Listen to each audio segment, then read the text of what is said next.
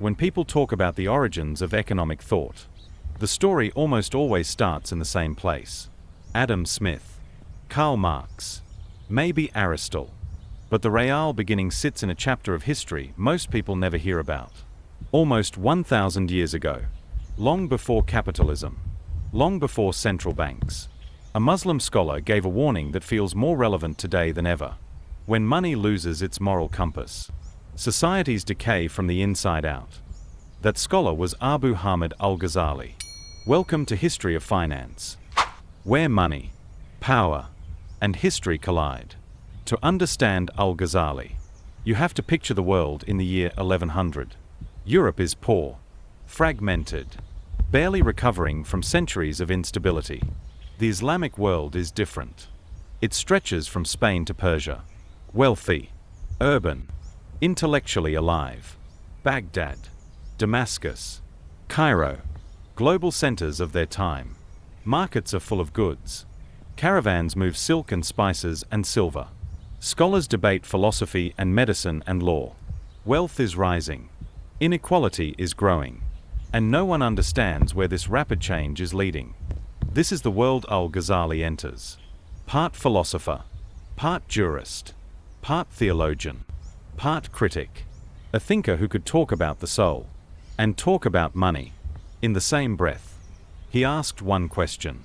What happens when a civilization becomes rich faster than it becomes wise? To answer it, he looked at something most thinkers ignored: the meaning of money itself. To him, money was not something to worship, not something to hoard. It was a tool, a mirror, worthless on its own, valuable only for what it reflects. From this he made one of his strongest claims. Hoarded money is dead money. Locked wealth cannot feed families.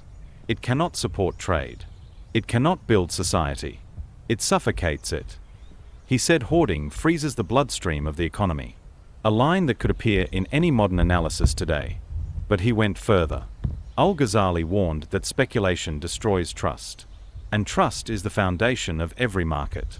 A merchant who manipulates prices or exploits a crisis is not clever. He is corrupt. And corruption spreads like a disease.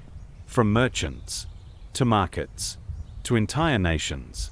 Yet he was not anti-business. He was not against profit.